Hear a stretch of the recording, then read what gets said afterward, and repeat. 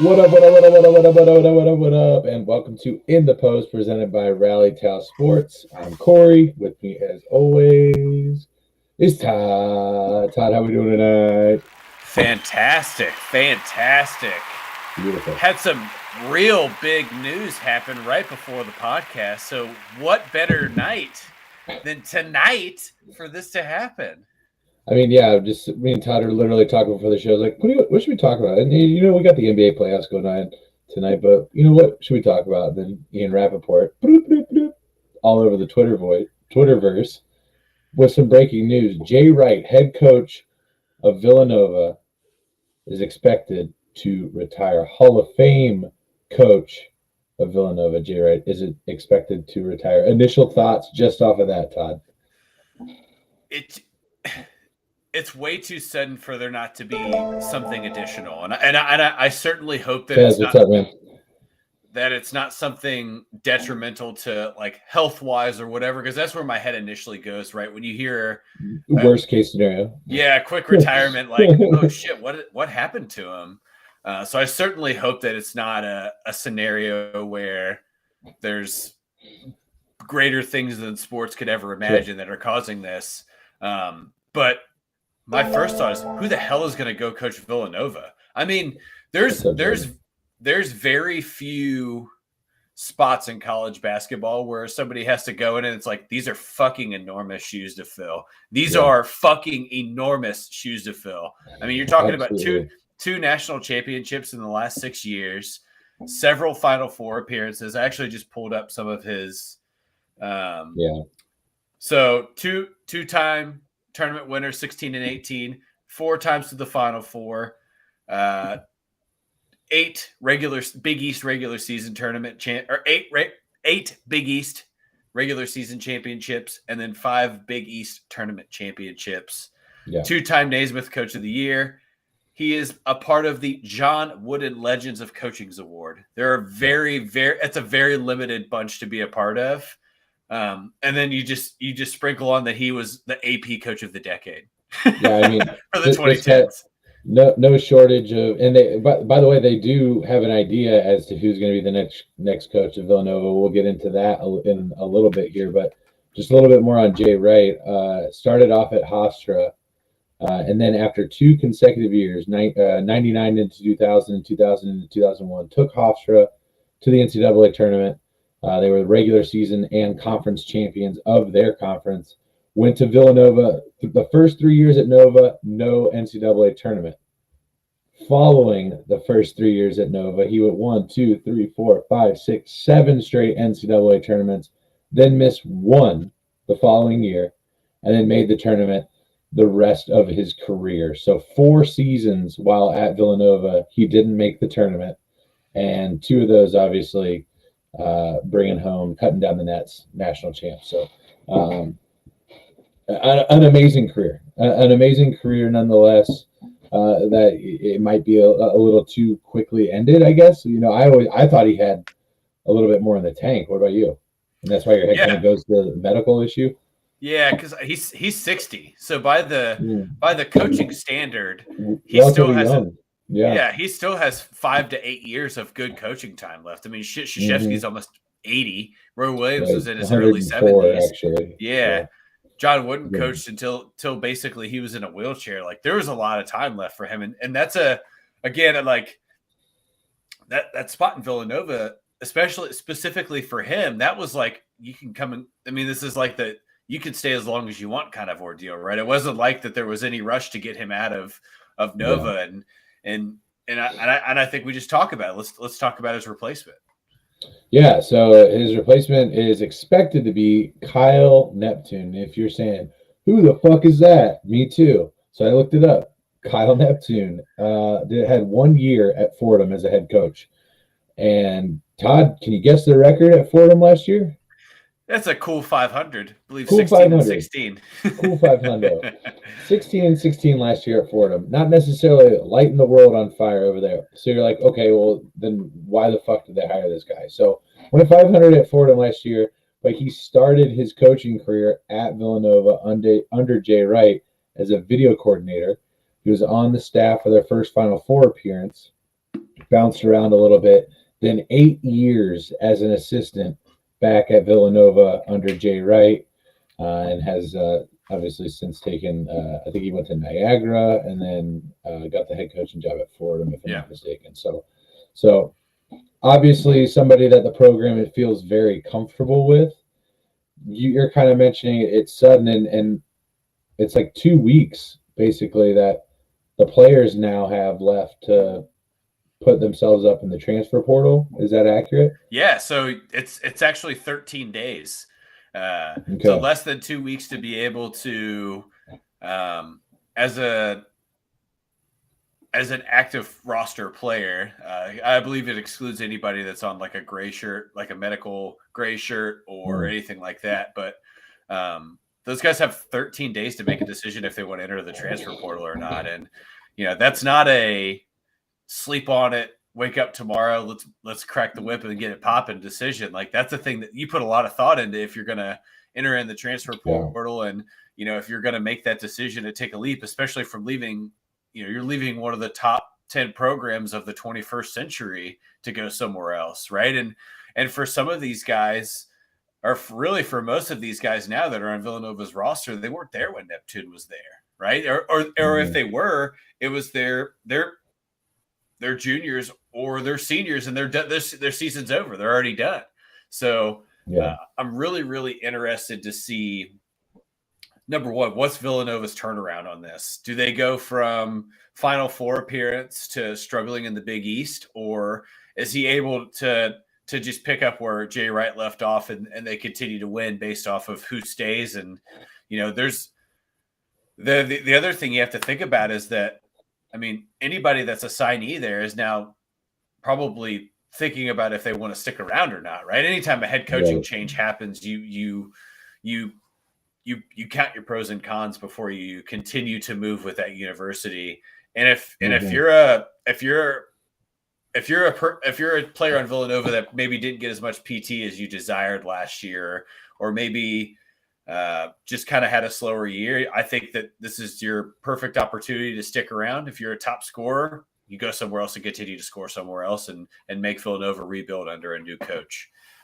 That's just my perspective of it. What's the advantage if you're already an established person at a university as somebody that's, a scorer, like you said?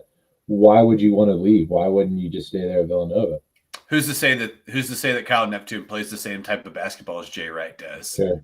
Right. Sure. And I think that if you are, fortunately, the way you look at it, Villanova's roster is full of people that were affected by the COVID year. So a lot of fifth-year seniors or pure seniors, what have you, that really don't have much. They have zero years of eligibility, or maybe a year left of eligibility. But I think it all just comes back to players aren't loyal to a school; they're loyal to where the money takes them, right? And I think that it's going to be interesting to see how a program of this stature has to do this quick flip, because usually when you have a top tier program, insert North Carolina, insert Duke, where the coach retires or leaves, it is insert Kansas. Yeah, like there's someone with a more illustrious career that kind of slides into that role, or somebody who's more established.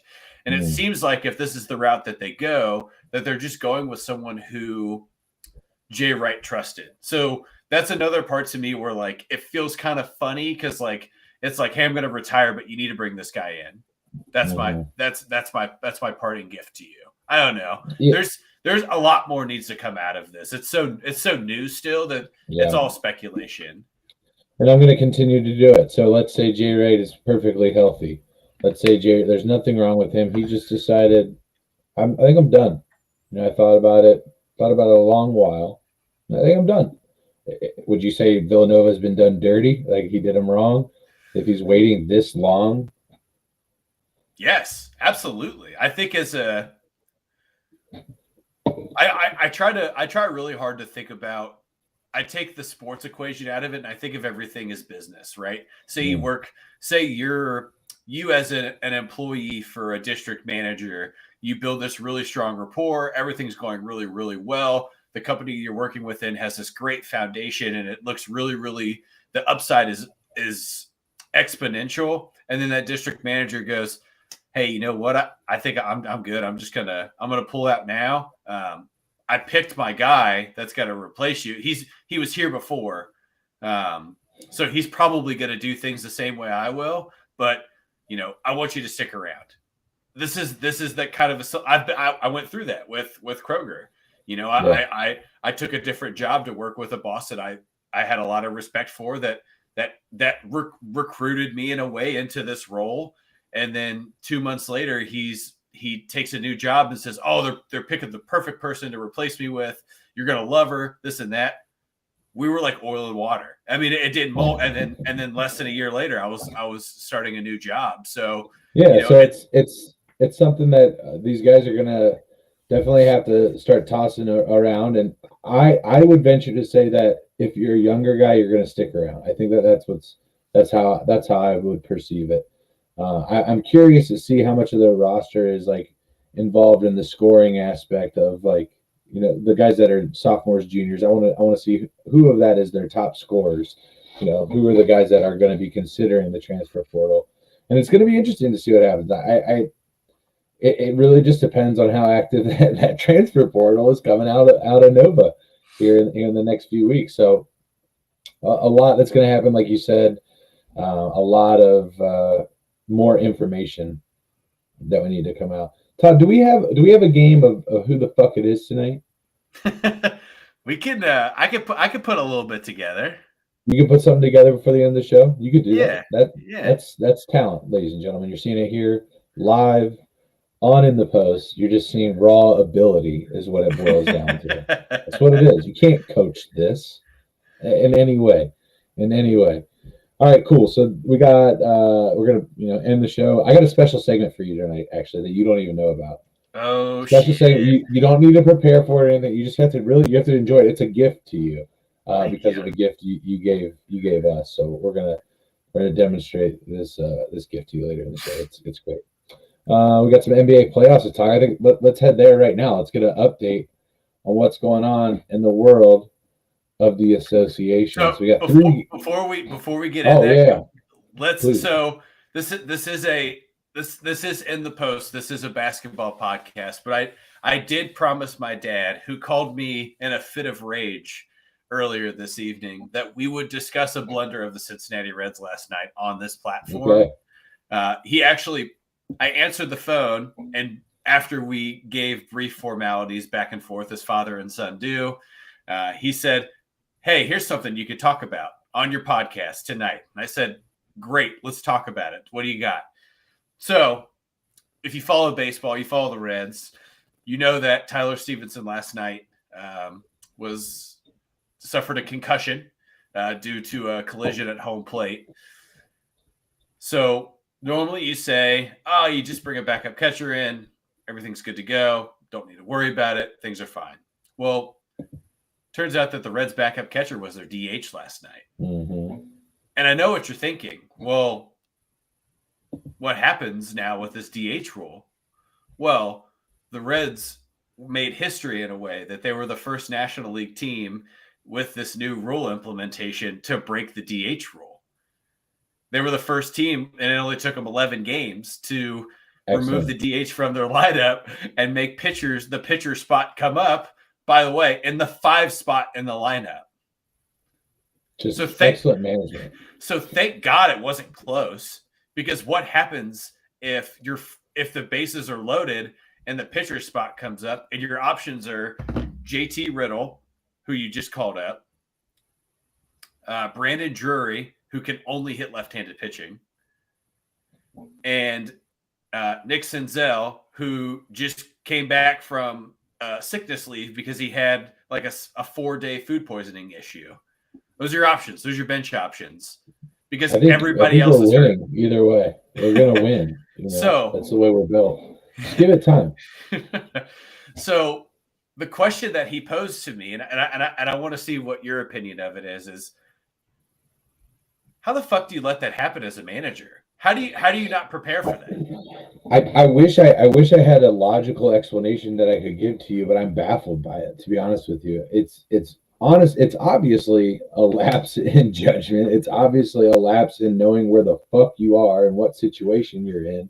It's a lack of being prepared is Right. what it is. It's fuck it is what it is. It's showing up before your game and just like fuck it, here's the lineup card. That's what's mailing it in is what's happening right now at the Cincinnati Reds, ladies and gentlemen. Mailing it in. Just showing up, clocking in, doing the minimum, and clocking out. So Getting that check, baby. I think it's funny because you look at the Blue Jays. The Blue Jays are actually doing this in their lineup. So right now, their consistent DH is actually their backup catcher. But guess what Toronto does that Cincinnati doesn't do? What's that, Todd? They roster 3 catchers. So that never Ding, would ding, happen. That would never, ever happen. So rather than carrying 7 outfielders, they carry 5 outfielders, 6 infielders, and 3 catchers like a normal team should. So my thought, this is how this kind of trickled down into my brain because I saw it yesterday. I'm watching the highlights of the game this morning, and I'm thinking like, all right, well, after Stevenson got hurt, oh shit, Aramis Garcia was their DH. So then you just bring Brandon Drury in for Kyle Farmer at shortstop, right? And then Kyle Farmer goes to catcher, and then you don't lose or Garcia goes to catcher. You bring Drury in, you do something, and then you don't have to worry about this thing happening, right? You could just substitute a DH that way. Right. Didn't even do that. Kyle, no. I don't know if David Bell forgot, but Kyle Farmer was drafted by the Dodgers and started for the Dodgers as a catcher. When they traded for Kyle Farmer to Yasiel Puig, his primary position was catcher. So he didn't become infielder Kyle Farmer until last season. Right. That first year that they had him, he caught for the Reds. He caught for the Reds that year. Yeah. What happened? Like, how did that scenario not play through? Like, hey, all right. I mean, so do you think would you agree that's what's happening? They're just mailing it in right now. Absolutely. They don't give a fuck. So my dad, and he's a very logical person, but he's also very analytical. So sometimes he gets into the weeds and his thoughts, and it creates this like not necessarily irrational, but like very intuitive, but almost too intuitive. And it's like his brain explodes and all these things just start coming out of his mouth. And he starts going through all these scenarios that could have happened. I'm like, Dad, it's very simple. David Bell does not care. Yeah. He has been handed. Okay. No, there's 2 things. He doesn't care, and he doesn't care because he was not involved in any decision making that happened this offseason. I don't know if you're aware of it. He had no say in anything that happened. Right. Nick Kroll and the Reds front office made all of the roster moves. David Bell didn't know. This is funny. David Bell did not know that Jesse Winker and Eugenio Suarez were getting traded until he was watching SportsCenter or ESPN and saw it. Good. That's what you want. That's what you want. Yeah. So when your manager finds out after the decision has already been made and had to make a phone call. Well, what do we get in return? I want to just ask one more question on this, and I want to put a bow on it because I want to get to some basketball. But I gotta say, a part of me kind of thinks that David Bell has a part in the fact that he didn't know. A part of me thinks that because there's no way in hell that if I gave a fuck about something, I wouldn't know what was going on with it. If I was involved heavily in the organization from an emotional and just actually I want to succeed perspective, if I was that involved in an organization, there's no way I don't know about that. There's no way. It doesn't happen. I'm involved in it to an extent to where those decisions are, at least I hear about them before they happen. I don't think he gives a fuck. I don't think he gives a fuck before that happened. You know what I'm saying?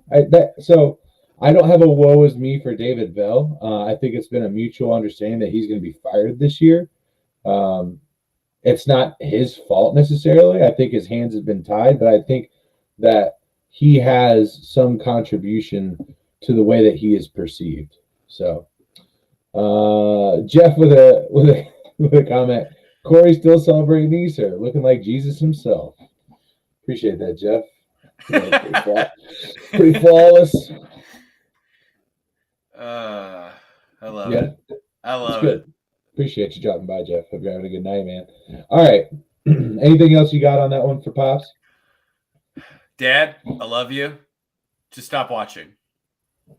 Why? The Reds or us? Yeah. No, not this. This is good. This is okay. This is actually a This thing. place good. This is actually a thing that's harboring, some development and conversation, and the people that are involved give two shits about each other.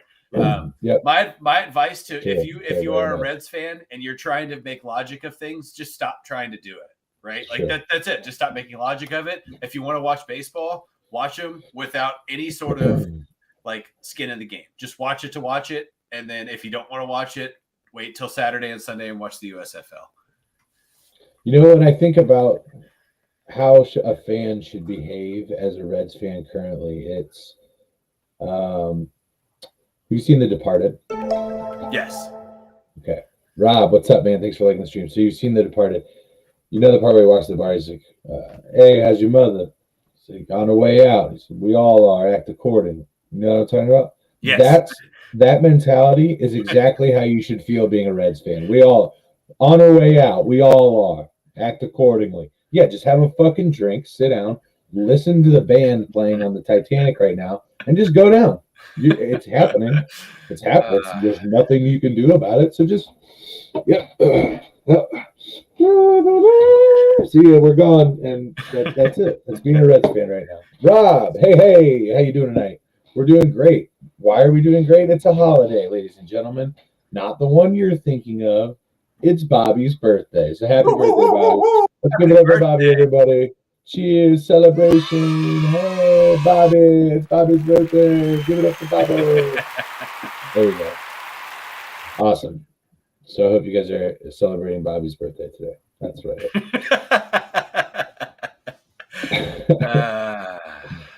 All righty. So moving on, we got to get to some NBA playoffs. Let's go around the horn here. Get you some updates on some games happening right now. Brooklyn. Oh, Brooklyn started out hot in this one. They started out hot. Ty, we both took the Nets in this series, but Brooklyn is currently down 96-101 to the Celtics.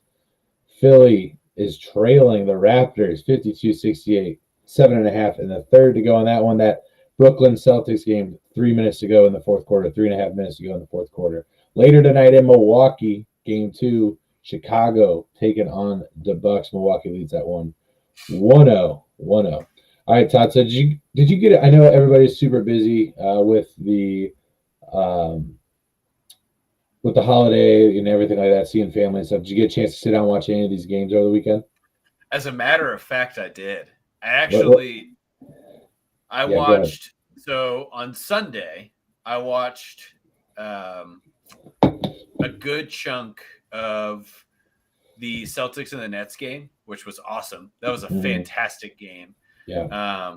And then Rob, I'm sorry for watching, but I watched the Bucks. I listened to the Bucks and the Bulls game on our drive back to Columbus from Cincinnati. And then on Monday morning, I decided at work while I was working, I watched the Suns and Pelicans game back. There you go. I elected to do that because, on Rally Tile Sports, we do like the Phoenix Suns. We do like to talk about them. So I'm trying to stay as close to the pulse on the Suns as I can. And I think that with that being said, I think we need to talk about the calf in the room, the hamstring in the room. Let's hear it. Devin Booker is out, ladies and gentlemen. Devin Booker is out until at least game 4, ladies and gentlemen.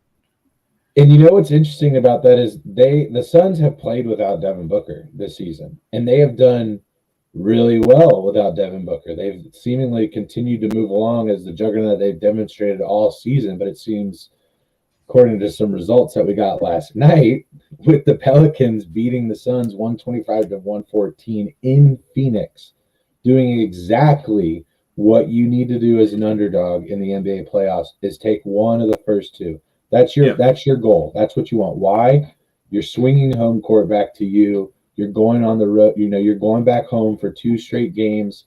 If you can win those, it's yours basically at a 3-1 lead.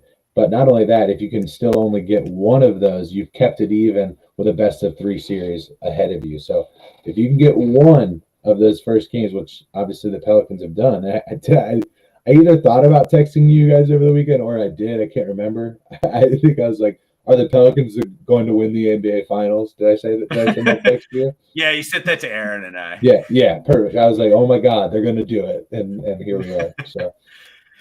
So, first things first, at least talking about the Pelicans, Brandon Ingram played absolutely out of his mind last night.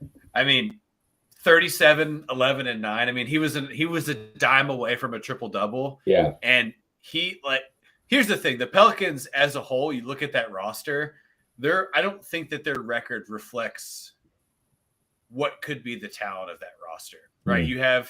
You have Brandon Ingram, who has proven to be a prolific scorer. He didn't need LA to be great. You have CJ McCollum, who is a bona fide scorer. You have Jonas Valanciunas, who is one of the better remaining big men in the NBA.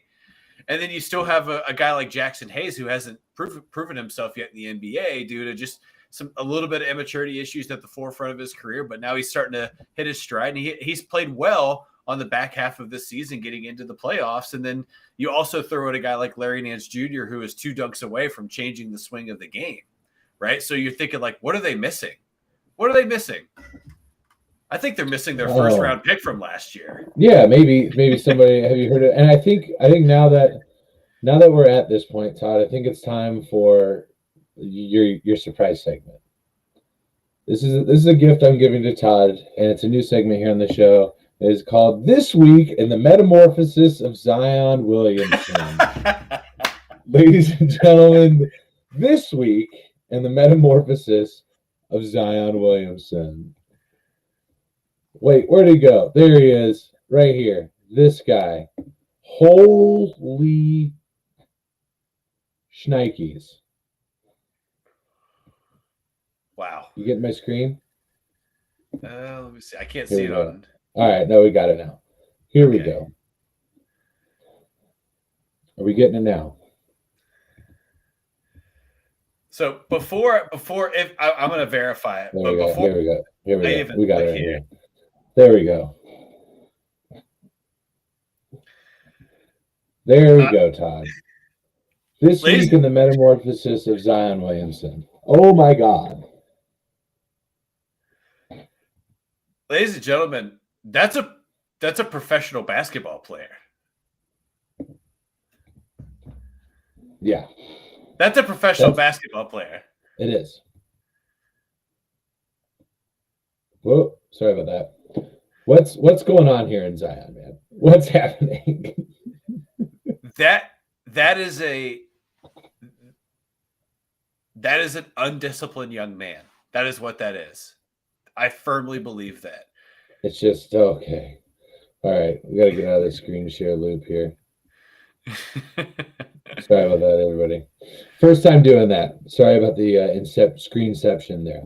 That was Did you like your present? How do you feel now? Okay, you like your present? Right. So for you guys, I sent that in our group. So we have a group Facebook message that is myself, Corey, of course, Bobby, of course, and then another gentleman who's a very integral part of Rally Tau Sports existing and having any sort of graphics that exist on our page, and that's John Harper. I sent that this morning to everyone, and I think the funny thing is there was no response. It was early, whatever. It was like there was no response for a little bit, and then I get a separate message from another guy that I used to work with like 5 minutes later with that picture, and it just says WTF. That's it. That's all it says. What the WTF. fuck? And I'm like, that's a whole mess of jambalaya and beignets. That's a all big that man. is. It's a That's big a man. big boy. And look, here's the How do thing. you expect to heal a lower body injury by putting on weight? So that's funny that you say that, because Bobby and I actually talked about that this evening. We talked about this Okay. photo specifically. We went over to his townhouse, which is a whopping 12 steps from mine, and we were talking about this picture, and he said he's going to have to lose 70 pounds. And I said, yeah. There's no way he's losing 70 pounds. That's not happening. I said, I think that you just accept the fact that Zion Williamson is going to come back into the NBA at 6'8", 295 to 310. It's going to be Glenn Big Baby Davis all over again. Oh my God, dude. This is like a cartoon. This is a movie. This is not real. Here's the thing. Like, he's 23 years old at this point. He is very young. His metabolism should be through the roof, which is even scarier. Because all this tells me, lower body injury or not, he has not touched a weight. He has not been following through on his physical therapy. He has no meal plan. He is just a 23-year-old or 23-year-old with a fuck ton of money that is just ordering DoorDash left and right. Doing whatever he wants. Because you have to also remember, New Orleans is like the fried chicken mecca of the United States. Not just food. They have just dank food everywhere. On every 10 steps, there's a restaurant that serves fried chicken and as spicy as you want it. And here's walking through New Orleans, a hungry man walking through. Oh shit, there's some spicy with some meat and some rice. Oh my God, this is fucking delicious. Oh my God, what do you? Oh my God, it's seafood. You're boiling it right here. Yeah, I'm gonna eat some of that fucking shit. Put all the butter on there, all the fucking butter. Thank you so much. Holy shit, what does that smell? Fresh baked pastries everywhere. Okay, yeah, I think I can live here. Yeah, that's a hungry man walking through the streets of New Orleans, ladies and gentlemen. I will be here all week. Thank you very much. Yeah. Anyway, so I digress.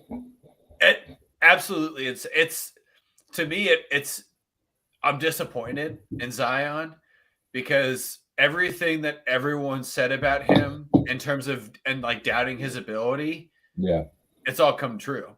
Because it really has. What was the main thing they said about him when he was coming out of high school to go to Duke? Work ethic. Yeah, work ethic. He's too heavy. Yeah. He gets to Duke. Krzyzewski puts him on a meal plan, gets him in the gym, makes him exercise. He came out on that floor that first game of his freshman year, and he was sculpted. Yeah. I mean, he didn't look like a basketball player. You talked about this yesterday on the town hall. You guys talked about this. When you're in college sports, you are in some of the most rigid, scheduled, performance, based, activities that you'll ever be in your entire life. In terms of school, practice, school, sleep, school, practice, game, sleep. It's all planned out for you. Where you're eating, what you're eating, when you're eating, everything. It's all planned out. To the 15-minute mark, right? Yeah, you have your alarm goes off. You have an itinerary that you follow from the second that you open your eyes and turn off your phone or turn off the alarm on your phone until your head hits the pillow. And that usually starts around 5 a.m. and it doesn't stop until 10 at the earliest or 10 at the latest, probably 8:30 when people actually get back into their dorm or whatever their campus living quarters, whatever you want to call it. So yeah, his freshman year, he was primed. And then you're like, holy shit, this kid actually has the ability. And then you insert Sir Charles Barkley, who's talking about Zion at Duke. And Charles Barkley says, I just don't see it. I don't see what everybody's talking about Zion. Zion's just a big guy that doesn't have a jumper. So he gets drafted first overall. What was exposed his first year? He can't shoot for shit. All he can do is dribble drive. Well, you're not going to be able to dribble drive at 6'8", 315. Mm-hmm. You got to completely change your game. You got to be a post player now. Does he have the ability to be a post player? I don't know. But he took away the best part of his game by allowing himself to be. I mean, he's fat. Let's just call it what it is. He's fat now. Yeah. I don't want. I'm not. There's Call no spade other way spade. around it. Yeah, he's No, fat. absolutely. So Absolutely. it's a shame, man. I hate it because you get a guy like Zion who social media really helped. Ball is Life specifically really helped him out a lot in high school and got him to be the number 2 overall recruit in the country. And now he's just another guy that we're going to talk about in a decade from now, and we're going to be like, hey, remember Zion? Remember those high school highlights of him? And then that picture is going to pop up and be like, yeah, he's a fat fuck. And then you just stop talking about him. Yep. Yeah, I can see it right now. Jared Lorenzen, very, very similar. Rest in peace. All right. NBA playoffs, back to the update here. It looks like Boston is going to edge out Brooklyn. Excuse me. Currently 112 to 102. 43 seconds left in the fourth quarter in that one. Todd, you and I both took the Nets here. Should the Nets be concerned going down 0-2? What do you think? Both of these games have been very contested. Yeah. So I think obviously that the buzzer beater was on Sunday, and then now tonight you've got a game coming down to the wire.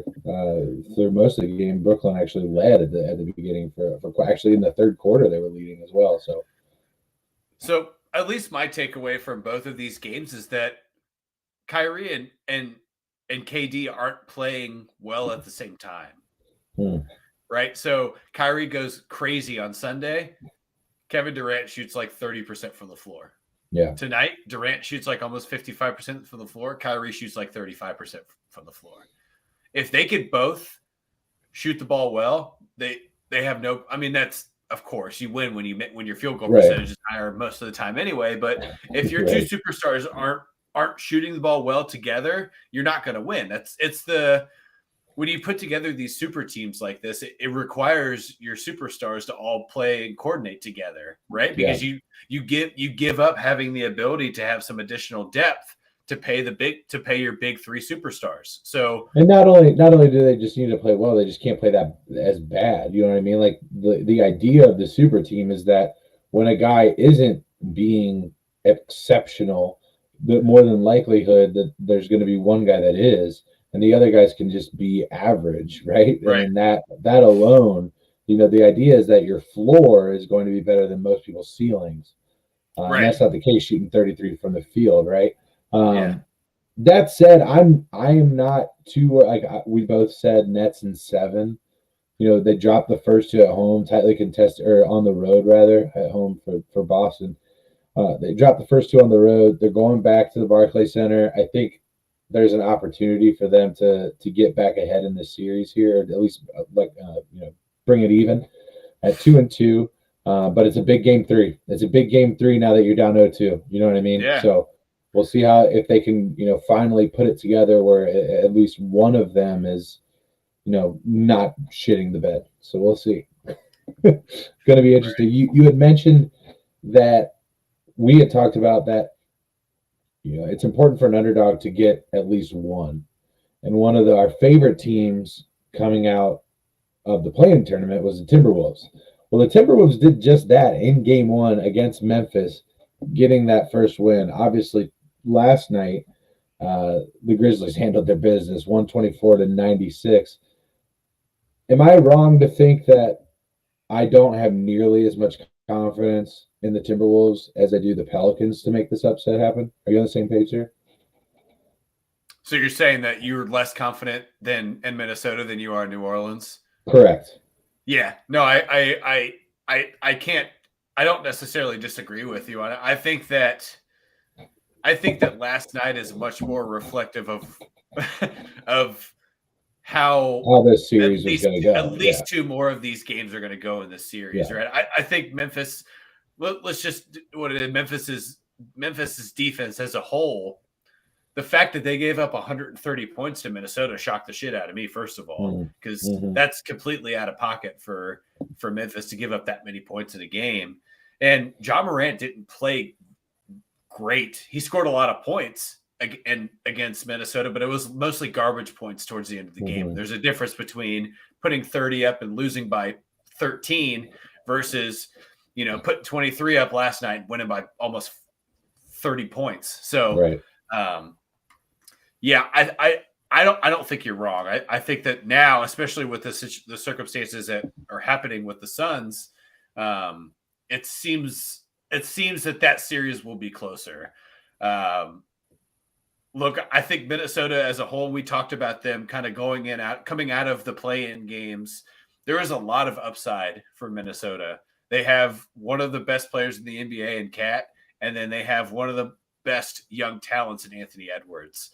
And they're both being tested because they've never been tested on this platform, really. So this is their opportunity to see what they look like on this level, and it's going to expose Minnesota needing at least one more guy to carry that weight. And you'd think, okay, D'Angelo Russell's that guy. He has the tenure. He has the talent. He has sucked so far in these first two games. He is shooting less than 30% from the floor through these first two games. And go win that way, boys.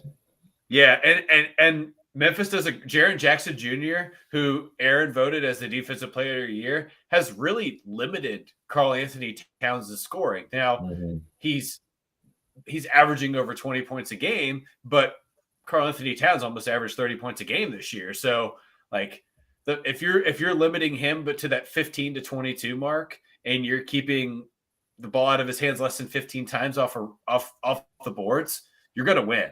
Because usually the offense runs through your guards. Well, Minnesota's offense right now runs through Karl Anthony Towns because he grabs so many rebounds and he has such strong court vision that he makes a lot of plays happen for Minnesota. So if you're keeping the ball out of his hands, you're keeping points off the board for Minnesota. So yeah, they have time. They need at least two more guys to be able to balance out those two guys. And they don't have to be scorers. They need somebody that can play defense, that can shut down the top players from other teams to let those guys take a breather and score more points. That's one of the big things that they really need. The Heat also took down the Hawks on Tuesday night, 115 to 105. They now lead the series 2-0. Obviously, the Hawks getting in by knocking the Cavs out of the play-in tournament, and the the Pelicans doing the same to the Clippers, which was pretty interesting, right? We all were pretty confident that the Clippers were going to make it into the playoffs, and then here we are, they ain't there. So backing up even one more night, as we start to look at the games from Monday evening, there's a final in Boston, 114 to 107. Celtics over the Nets with about 40 seconds left in the third quarter. The Raptors lead the 76ers 75 to 71. That is going to be an interesting fourth quarter. We'll keep an eye on that one. Interesting because the 76ers won game 2 to take a 2-0 lead over the Raptors. So this is the first game in Toronto. If the 76ers take a commanding 3-0 lead, it is all she wrote, in my opinion. I think, did Aaron take the Raptors in this one, or did he just say, don't, be, surprised if they're in it? He said, he basically said, don't sleep on the Raptors. That was his, where you and I were very adamant. I'm going to take the 76ers. He's like, I'm going to take the 76ers, but this is my, just in case I'm wrong. Right. And you and I are both this is the easiest decision of a series in the Eastern Conference, right? You and I both said that, and he's like, well, I actually think that this is the opposite. Well, Aaron, you're not here to defend yourself, but I think you're wrong. Well, hey, the Raptors are leading right now, doing what they got to do at home. As we continue to say this, the lead continues to shrink. The Raptors are now only up 2 on the 76ers with a full fourth to go, 20 to go there in the third.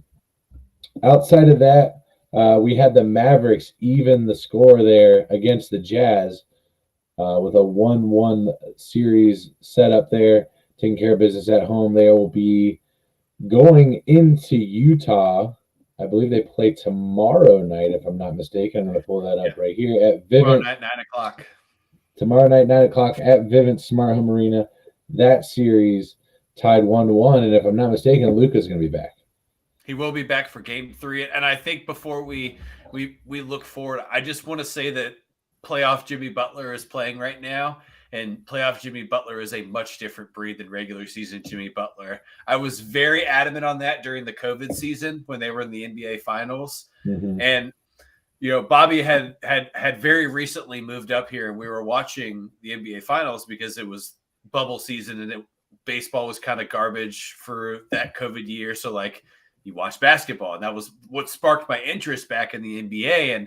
And I followed Jimmy Butler very closely because when you watch the Heat during the regular season, it was really more Tyler Herro being the scorer for the Heat, and Butler was basically there to just make sure things didn't get out of hand, right? Adebayo was breaking out of his shell. Tyler Herro was the breakout rookie.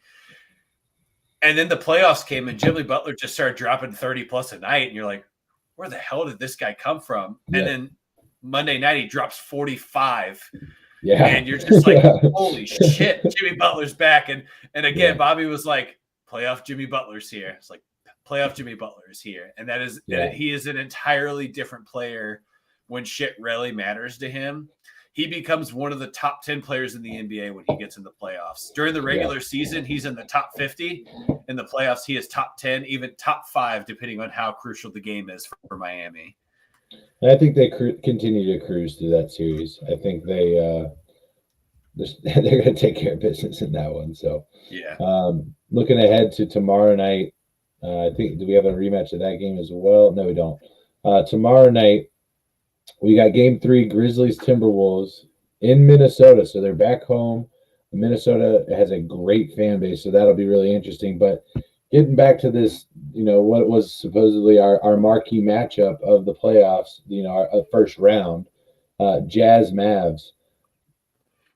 Pretty underwhelmed. I was underwhelmed. I thought the Jazz needed to take both of those with Luka out, both of those first 2 games. They weren't able to do it. That being said, they did take one, and that is also very important going back into probably one of the toughest places to play in terms of how loud the fan base really is at Vivint Smart Home Arena in Salt Lake City. It's going to be exciting. The place is going to be jacked the fuck up.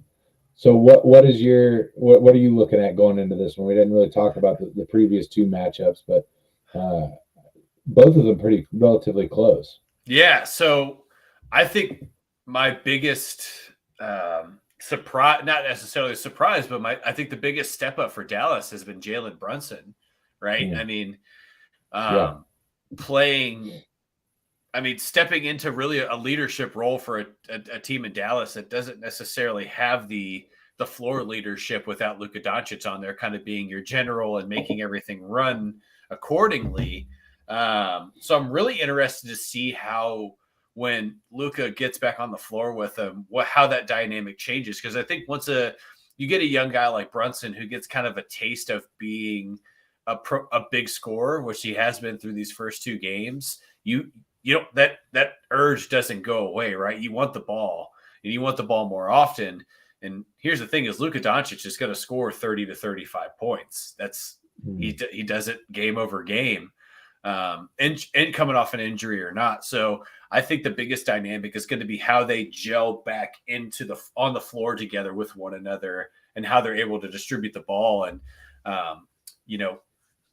you're outmatched on the inside with Rudy Gobert. I mean, Rudy Gobert is still grabbing basically 20 rebounds a game. So you have to figure out ways to be able to generate more open, easy looks. So, yeah, I'm excited to see what Utah's response is to Brunson and Doncic both on the floor, because I think that you watch them trying to guard Brunson in that game from a couple nights ago, and they just didn't have an answer for him.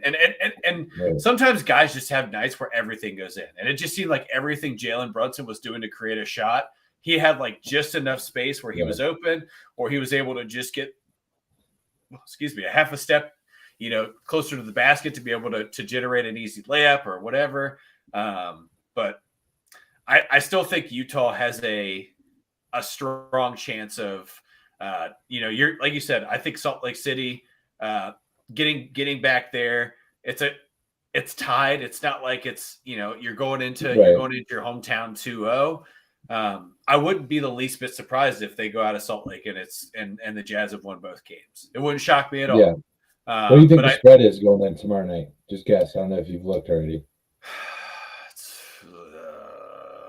No, I haven't looked. It's got to be less than 5 though.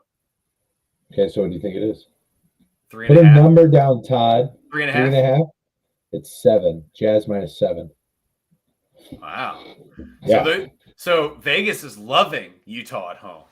Yeah, Vegas loves wants, Utah at home. they want you to take that +7. They want you to take it. Yeah. They want you to take it. That's why it is what it is. That's the way they fucking do it, guys.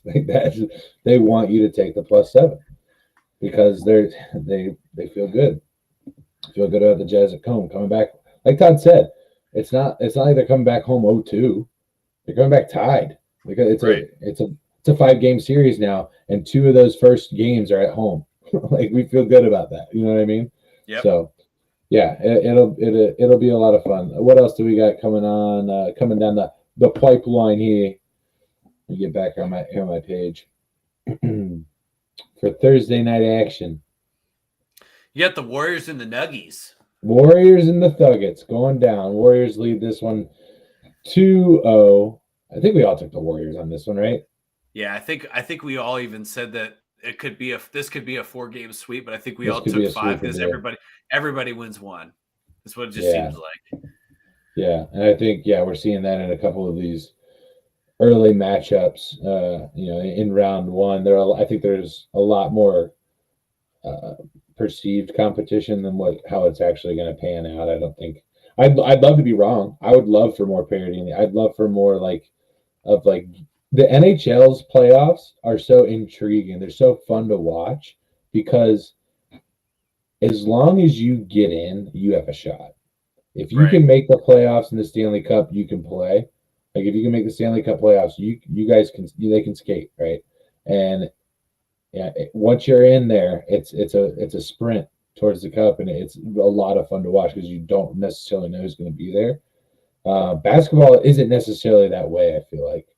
I feel like we've seen, I feel like it's going to be Suns Bucks. Like that's what I think is going to be. Yeah. That's how I feel the finals are, and I feel like most people would agree with that. Yeah, you know what I mean? That's my pick. But I just want to touch on with the Nuggets and the Warriors. Steph Curry came off the bench in Game 2. Mm-hmm. He played 23 minutes and he scored 34 points. I just want to lay that baseline down that Steph Curry played less than half the game, right? and was still their leading scorer. Yeah. Like that. If that doesn't define a Hall of Fame career, I really don't know what else does. Like that, to have that large of an impact on a roster that plays every single person. I mean, Golden State 9 in and 9 out plays I think they roster 14. They probably play 12 guys a night. And those other 2 probably don't play because they're hurt. Like that's a team that plays into their bench super, super deep. And Steph Curry comes off the bench, I think 5 minutes into the game. And then I don't even think he barely played in the fourth quarter because he had already dropped 30 by then. So he got one more, or he had 29. So he had one more 3 and then he had a layup and then they took him out and the game was basically over by then. What do you think the spread is in this one? Golden State at Denver. What do you think it is? Golden State probably -9. -9? Yeah.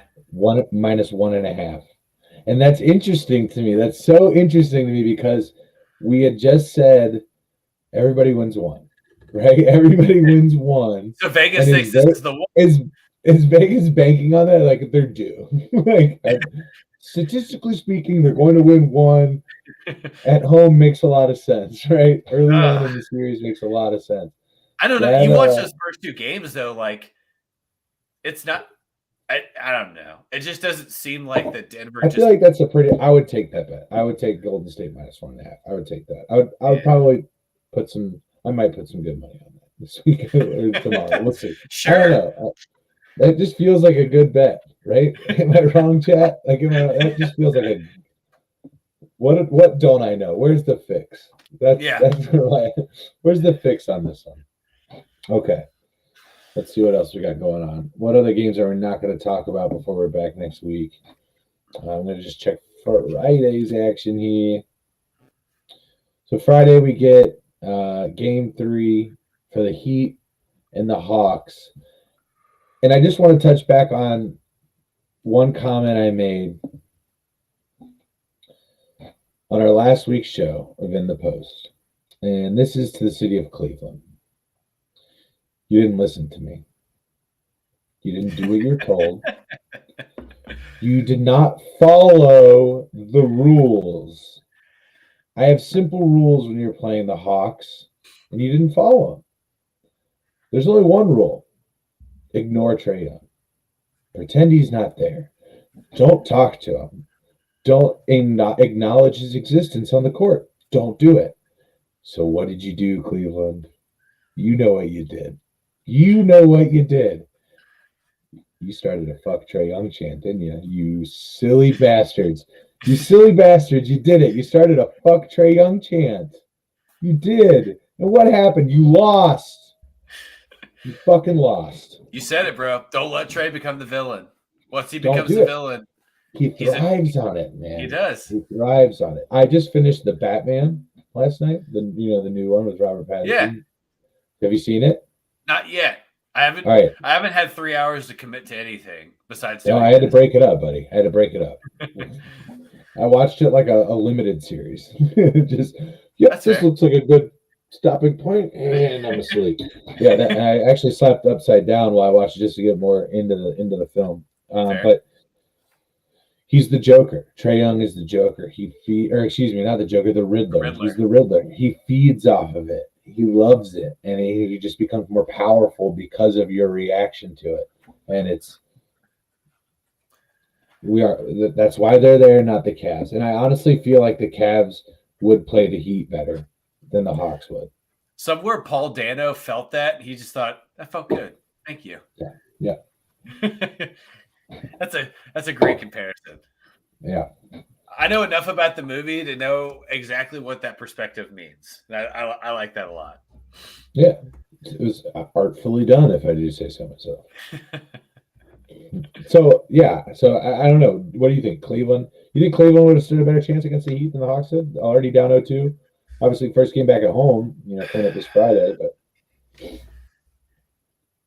Yeah, I honestly, man, you look roster to roster, I think so. I think they match up better to the Heat. I think at least there's an answer to Bam Adebayo, which Atlanta just clearly does not have because he's been just feeding himself rebounds and just making and just capitalizing on the lack of depth that Atlanta has. And look, Cleveland doesn't have a lot of depth either.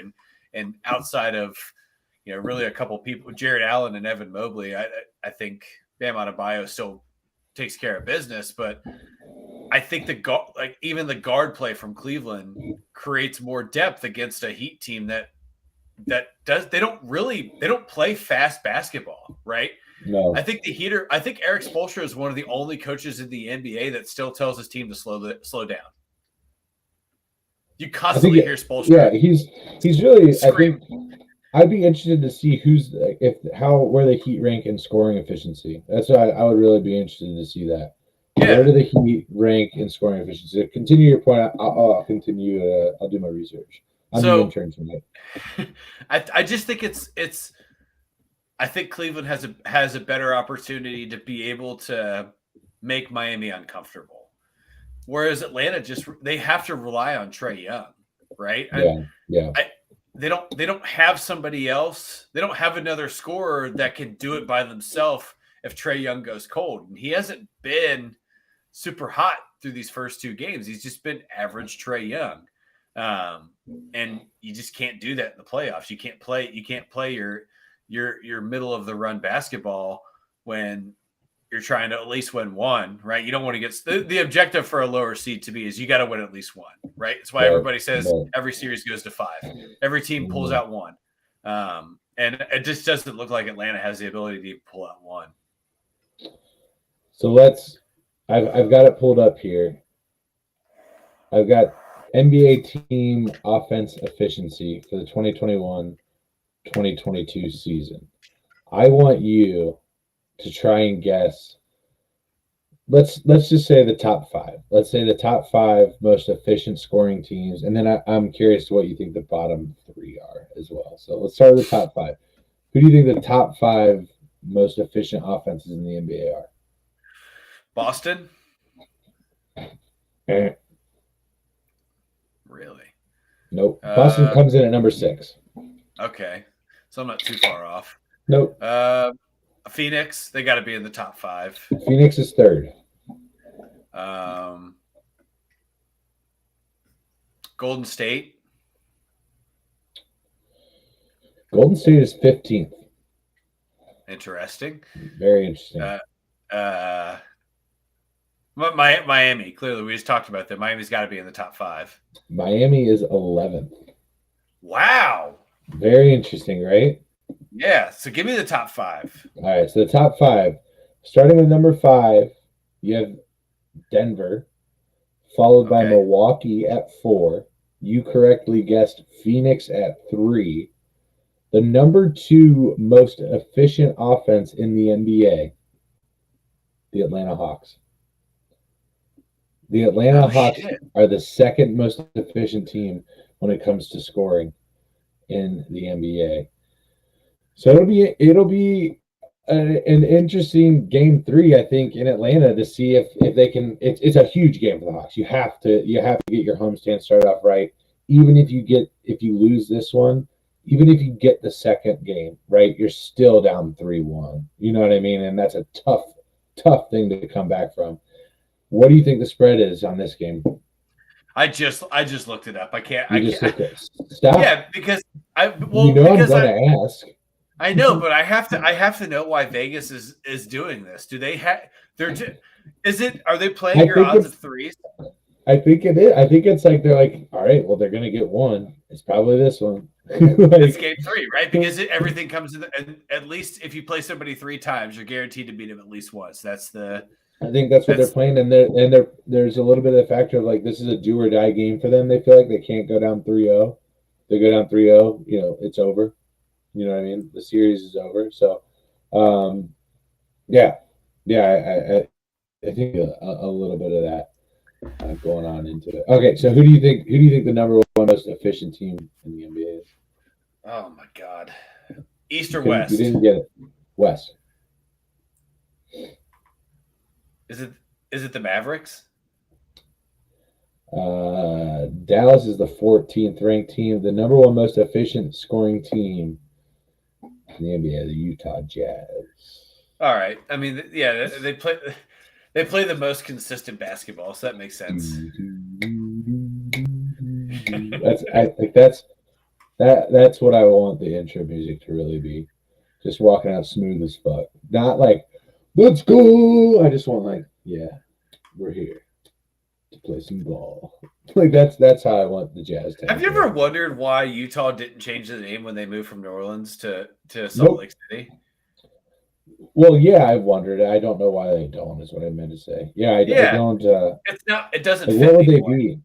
Well, neither do the Lakers in Los Angeles from Minnesota, but they're not changing that one. Wait a minute. There's no lakes in Los Angeles. Not real ones. No, lakes of pain, I think. And, just Skid Row. Just Skid Row. Yeah. No, I guess that's fair. I don't know. The Salt Lake John Smith something. No. Like could it just be like their logo could just be like an elder on a mission? The Utah Mountains. I don't know. I guess if you're Utah Avalanche, I guess it could be because the skiing. I don't know. When one of your college logos are a Ute, you're well, hey, the Utes are a native tribe. I know. I know. All right, but you can't do that in professional sports, though. It's not professional. It's college. You can do whatever the fuck you want. We still have the goddamn Ole Miss running Rebs. I know. That's what I'm saying, though. Like, you can't be the Utes because it's gone. Like it's professional sports. I'm Yeah. I'm surprised that You're saying okay. Yeah, I get you saying. there's too much cultural variance. I There's don't the know. I don't know Cougars. It could be the Cougars, like BYU. The just Mountain recycle Cats. just Yeah, recycle a logo. the Mountain Cats, the Utah Mountain Cats. Bring back like the Bobcats kind of feel. We need more large mammal big cats of prey is what big predators. That's what we need. More cat predators in the NBA. You, That's what we need. the Utah no beer on Sundays. I don't know. It's just Not true. It's not true. Come was it on. after like 1 o'clock or Come something on. ridiculous? I lived there for a year and a half. It's not the way it goes down. I'll tell you one thing. I have many a time at like 10 a.m., 10:30, gone to a bar on a Sunday in Utah because the best part about living in Mountain Time is that NFL football starts at 11 a.m. And so what do? Especially in a transplant city like Salt Lake where no one really has a team. You usually get like either the Broncos or like the Seahawks or something like that on your broadcast out there. So everyone's going to the bar on Sunday. Sunday in Salt Lake, everyone's going to the bar. They're doing brunches. It's fantastic. It's Mountain Time is the best time for NFL Sundays. It's not even close. So just Pacific time's a little too early. A little too early. I don't need kickoff at 10 a.m. I don't need that. 11 a.m. Perfect. It's perfect. So anyway, yeah, the Utah Mountain Cats. That's going to be their new logo. Decided here on Rally Towel Sports. They're their new mascot. We decided it. Another matchup on Friday night, 8:30 on ABC. You got the Bucks. They got a matchup tonight, right now. That just got wrapping up the first quarter. The Bucks are currently up on the Bulls 20. Or excuse me, they're losing 28-29. They're down one of the Bulls right now. First quarter. You know what? I have an opinion about the NBA that I kind of still holds true at times. Sometimes you can turn it on the third, midway through the third quarter and not miss much. Yeah, absolutely. Am I wrong? I think unless you are actively watching an NBA game in an arena, there are a lot of times that you can pick a game up after halftime and you get what you need to get. Yep. Especially if you're not like I mean, to be fair, I'm not sitting down and watching every single game from beginning to end when we're going over these, right? I'm traditionally right. I will find as many right. And also I have a 1-year-old, so I can't just be like, "Hey Mary, I'm going to watch all this footage." It's excuses, Todd. It's really what it is. But yeah, I agree with you. I think college basketball is different. I think that college basketball you really have to watch from tip off to when the buzzer goes off. Two halves. Yeah, two halves. I Continuous agree play. It's a little bit easier for an ADD brain like myself to sit down and watch a basketball game if it's college. So let's break in the action. I feel like, but nonetheless, I still think the product of the NBA is way more exciting in terms of the regular season, right? And obviously, March Madness is what it is, but the NBA playoffs are pretty exciting too. Once you get through some of these preliminary matchups that I'll call them that we lead off the NBA playoffs with. But that being said, I think the Bucks. I think we're all pretty confident that the Bucks are gonna pull this one out. I think I did take them in 6 though, which I don't know what I was necessarily going with there. It's just that's my wild card, my hot take, if you will. Take. Yeah. So we'll keep you updated. That one just ended as we look with 3 minutes to go in Toronto, all tied, 90-90 in Toronto. Big game for the Raptors as they look to avoid going down to the Sixers 3-0. So we'll keep you posted on that one. And final game of the game 3 round, if you will. Suns at Pelicans. No Devin Booker. What? Don't look up the fucking spread, Todd. I'm not looking. I'm trying to get some who the fuck it is together for you. Oh, okay. See, ladies and gentlemen, again, this is it right here. It's art. It's dedication to the craft. It's putting in the time. Gym rat. Todd's a gym rat right now for I'm a gym rat for making sure that I have my facts together for Rally Towel Sports. Oh shit! All right, Sunday 9:30, Suns at Pelicans. Are they getting out on this? Are they getting up 2-1? Are they going to win this one? Vegas has said that. Oh my God, Game 3 is the game of the underdog. What do you think the spread is on this one? We'll start with that. 2.5. It's not loading. Hold on. The suspense is. I mean, I'm gonna go. I haven't seen it. I swear to God. I'm gonna go. So you're saying Suns minus 2.5? Yeah. Okay, it's up, but I'm not looking. I'm gonna say Pelicans minus half a point. Oh, Suns minus a point. So Todd wins that one. Suns minus a point. A point. It's a pick 'em. It is a pick 'em right now.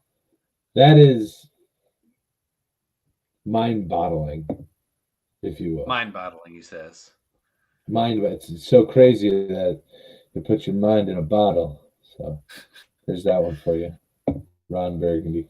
Yeah, I mean, what do you think? Does it happen? They go 2-1? Do the Pelicans go up 2-1? Mm-hmm. I don't think so. You know, even so, you think even though they just took them down at home, they're riding a lot of confidence. They're feeling good. Devin Booker's out. We got a shot, guys. We could do this. They probably played the best, quote unquote, postseason basketball of any team, in my opinion. Honestly, they looked really good in the play-in tournament. They looked really good. They looked complete. You know, they didn't. They walked through that. They looked really, really good getting in the playoffs. Obviously, they lost game 1, but game 2, they took care of business. And now they're home. They're feeling confident. I think they can win this. I think they can win this game. Honestly, I really do. If Booker's not there, I think they can win. We'll see what happens, but I'm going to be tuning in on Friday night at 9:30 on ESPN. I'm going to be watching Phoenix Suns. Man, I hope I'm wrong. It'd be fun to. I like watching the Suns. I don't want them to lose, but I think the Pelicans pull this one off. We'll see this. So Todd, are we ready to give the people what they want? Let's give the people. Yours also, by the way, your screen is frozen. I'm frozen. You're frozen. Oh.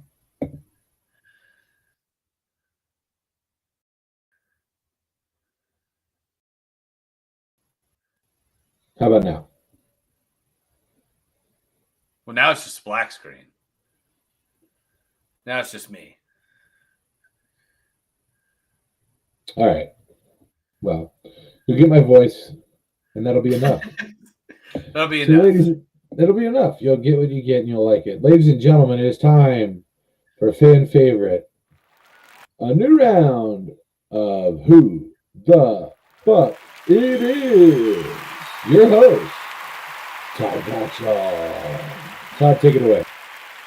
Thank you so much. Thank you. So, I'll start with a former Milwaukee Buck, former Ohio State Buckeye, was part of arguably one of the worst draft classes. The 2000 draft class was actually a second-round pick in arguably one of the worst draft classes of all time in the year 2000.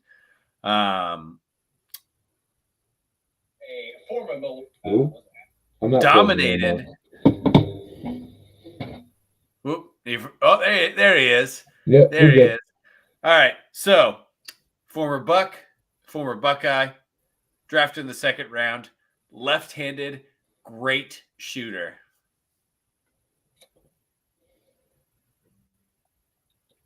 Left-handed, former Buckeye, Milwaukee Buck. The only thing that's coming to mind right now, and I know it's wrong because I know he was drafted by Memphis, is Mike Conley. That's the only thing that's coming to mind right now. It would be before Mike Conley. Before Mike Conley. I feel like when you say it's gonna grab me, I'm gonna be like, God damn it, who is it? It will. It's Michael Redd. Okay. Next. All right. So let's go with former Connecticut Husky, former Detroit Piston. God damn it. All right, that one's gone. Go ahead. Known for wearing a specific part of protective equipment on his body Rip due Hamilton. to Rip Hamilton. There we go. There we go. Now you're on the board. Ladies and gentlemen, I am for the first time, and who the fuck it is, on the board. Let's go. Let's go. Yes. Balling. What's up? Next. All right. Let's What you got? see. Let's see. All right. Let's go with this guy. Okay. Former Maryland Terrapin. It's not a real Former. animal. Who'd you say? It's not a real animal. Former Maryland Fairy tale. Turtle. Former New York Knick. Won the NBA dunk contest and was actually part of a trade that involved Tracy McGrady.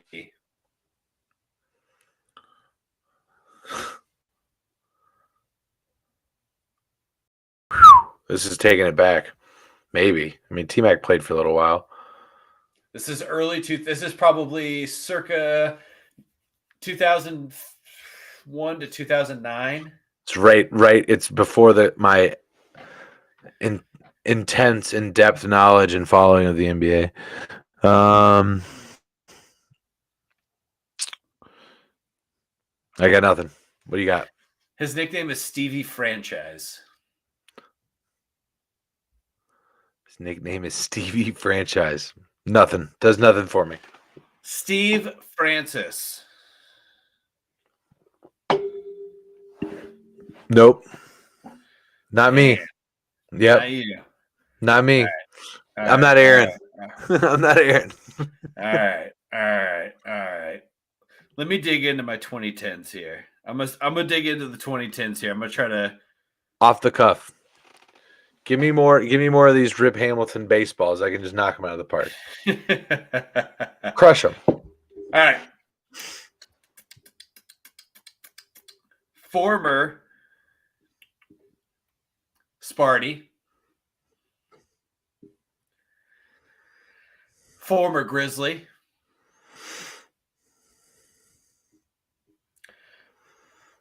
Arguably one of the better big men of the 2010s. In my opinion, he is one of the best power forwards that we've watched post like the Kevin Garnett era.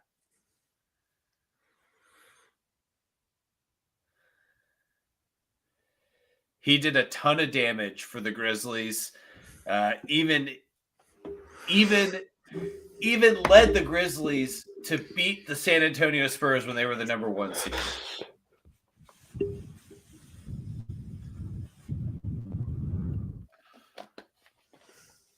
Spaced. Zach Randolph.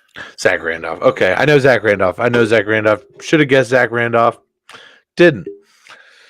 He doesn't get any love. No one talks about Zach Randolph anymore. No one. No. I never get. Give me some. Why should we appreciate Zach Randolph more, Todd? Perfect. Let me dig into my notes here for old Zebo. Let's call him by his nickname because we're informal around these parts. Zebo in his NBA career averaged 31 minutes a game. We got to remember Zebo himself was about 6'10", 270. He was a big boy.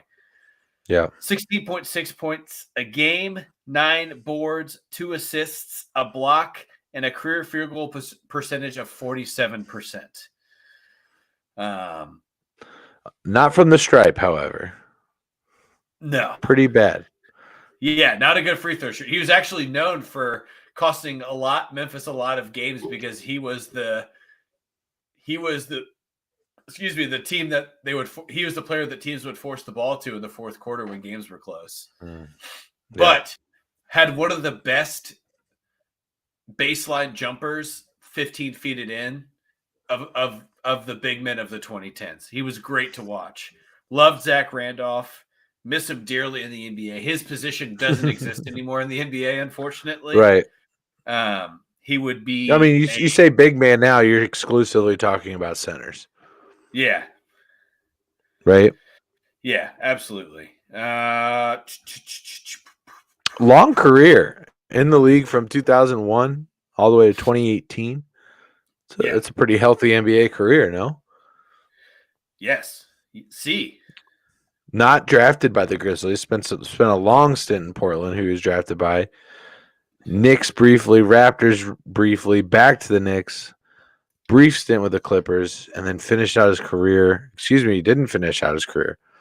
See, and this is this is how dumb my brain is. I was like, Zach Randolph from the Kings. Because that's who he retired with. So that's how he retired. That's how dumb my brain is. When I think of him, I think of the Kings. Not accurate. There's some better years in Memphis there, but I get it. A little bit. Yeah. All right, let's do. You got one more for me?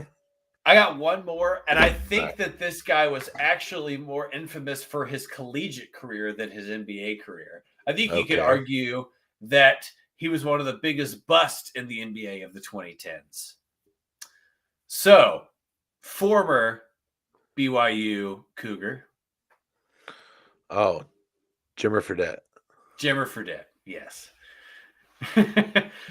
I mean, you have to remember that year where they went. I think they made it to the Sweet 16. Where I think we found that. I think we hold on. I need to validate something. I think we found something out very quickly. You got to throw some NCAA boys in here. Yeah, I can do that. I got Jimmer Fredette off BYU and bust.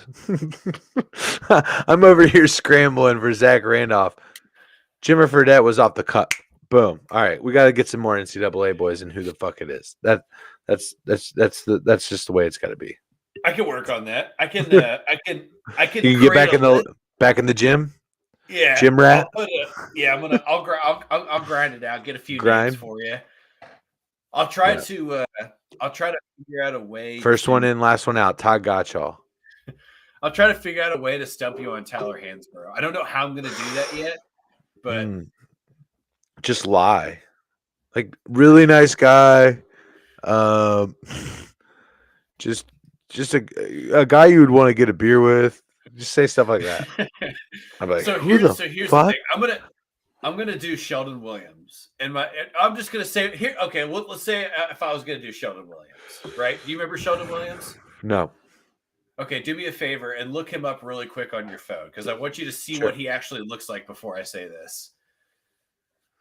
Okay, so Sheldon Williams, former Duke Blue Devil, early mid 2000s. All right. Only player in the NBA that could double for a Simpsons character. Oh, that's fucking mean. Tell me that Matt Groening didn't draw him. That's fucking mean. But true. But true. Hold on, I gotta show everybody this. Oh my god. There you go. There you go. Okay. Did you watch The Simpsons? Whoops. Yeah. I mean, relatively. Yeah. I mean, I watched them for the most. Are you familiar with the? I've watched The Simpsons. Yeah. Are you familiar with the episode where Mr. Burns puts together a softball team? No, I'm not particularly familiar. No. Okay, I want you to. Here's my homework for you. Okay. In the coming days, before we come back here by next Wednesday, I would like for you. You have kids, so you have Disney Plus. True. Get onto Disney Plus. I will send you the name, the season and episode of this episode I'm going to tell you about. Sheldon Williams looks like Ken Griffey Jr. in this episode. So just remember. I feel like I know I've seen that before. So just remember that.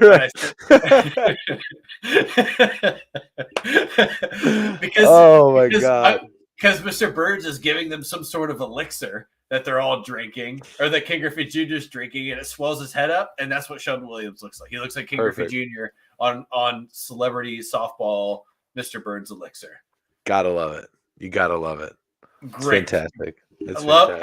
Hated Sheldon Williams. Love that Matt Groening brought a real legitimate Simpsons character to life. All right, ladies and gentlemen. Todd, what else you got? You got anything else before we wrap this up for the night? So I do want to say Oscar Tshiebwe of the Kentucky Wildcats will be coming back for one more year at the University of Kentucky. His net worth for this for this last season at the University of Kentucky right now, flat rate, $2.5 million. Good for him. He was projected a late second round free agent signing out of this draft class. So he's actually going to make more money staying in Kentucky than he would if he played in the NBA. So that's awesome. I love that the NIL, this is a perfect example why the NIL needs to exist. And I'm glad that it does exist. Because a guy like this, who is the John Wooden Player of the Year, AP All-American, gets no love in the NBA, probably truly does not translate to be a good NBA player, but can still find a way to set the rest of his life up to be successful. And by the way, he's staying for one more year so he can get his MBA. Like, it's awesome. I love when shit like that comes, because everybody's like, well, he's wasting a scholarship. That dude is getting a fucking master's. Shut your mouth. Yeah, I mean, it's absolutely phenomenal. It's like one of the things we haven't really talked about is like those fringe guys, those guys that could use another year. Like, it's going to benefit college basketball in a way that most people haven't really even thought of. A lot of people have thought about like the fairness of the NIL, right? The fact that it's fair that these players are getting a piece of the pie, and it is. That's not what I'm trying to say. I'm saying that one of the things we're not looking at is the fact that in some instances, rather in most instances, based on the fact there are 2 rounds in the NBA draft, it's going to financially benefit players to stay in college. It's going to financially benefit them to see out their education because they have that guaranteed income that they've garnered through the NIL. And it's awesome. It's phenomenal. Just like you said, when it lines up that way, when it comes together in the way that is not necessarily, maybe it was argued when it was first instituted by the powers that be, but no one talked about that aspect of it. So pretty sweet. Pretty sweet. Love it. Well, ladies and gentlemen, this has been another amazing installment of In the Post. If you don't already follow Rally Tau Sports, please do so. We are on YouTube. We are on Facebook. We are also on Twitter. And we got a couple of polls posted up right now that I'm going to go over. They dropped some scenarios based on a few of the teams that we cover on our show. That's going to be tomorrow night at 8-ish p.m. And that is Line to Gain. Line to Gain. Everybody loves Line to Gain. These are the polls, and I want you to go ahead and check these out right now. We've got which AFC South team would be a lock to win the division if they get Debo, Colts or Titans? If you're the Bengals, would you give up Tyler Boyd in a 6th-round pick for Debo Samuel? And the final question, if you're the Lions, would you give up 2 and 32 for Jimmy G and Debo Samuel? Would you do that? Ooh. We'll talk a little bit more about those tomorrow night on Line to Gain. Go follow us at rally_towel_s. Rally Tau Sports on Twitter. Go ahead and check it out. For Todd, I am Corey. Thank you so much. You all have been wonderful. And we will see you next time on In the Post.